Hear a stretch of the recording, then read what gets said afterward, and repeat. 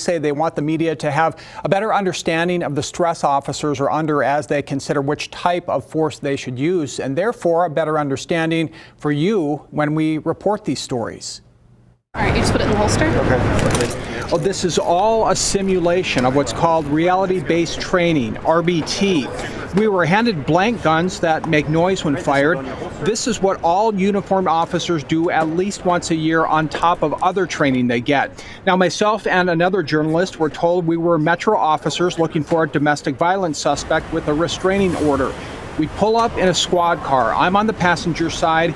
We have no idea what's about to happen next. Bullets were flying all over the place. The suspect fired, I fired, my partner fired. So let's rewind a moment. From the time I got out of the car to the time the suspect started shooting at us was just 4 seconds. Not a lot of time to decide what to do. It was so blurry to me.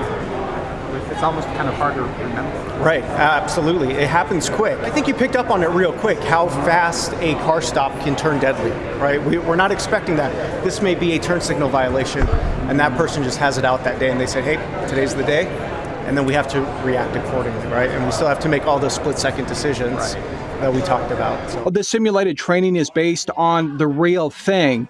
And here's a look at what actually happened in the real officer-involved shooting back in 2020. So we want to tell you right away the suspect and officers were not hit by the burst of bullets.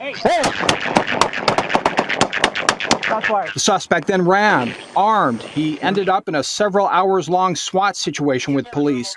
Police then had to turn to de-escalation tactics, something they talked to us about as well. De-escalation is changing the outcome of a event.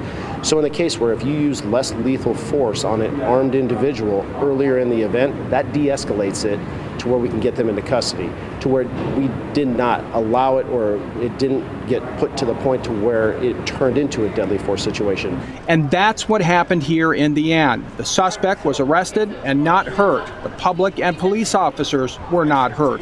Exactly the goal Metro is striving for. And police also say showing us the training is part of the department being transparent, saying some departments around the country just don't do that. All right. Thank you, Joe. We want to know, what did police tell you that you did right and wrong in this exercise? Yeah, mostly it was wrong, the things that I did. Yeah, so when the suspect got out of the car, police say I should have used that car for cover like the officers did in that real shooting. And I walked in front of the car. I made myself an easy target. So this is where the training comes in. If an officer did what I did, they'd be corrected so they don't do it in a real shooting.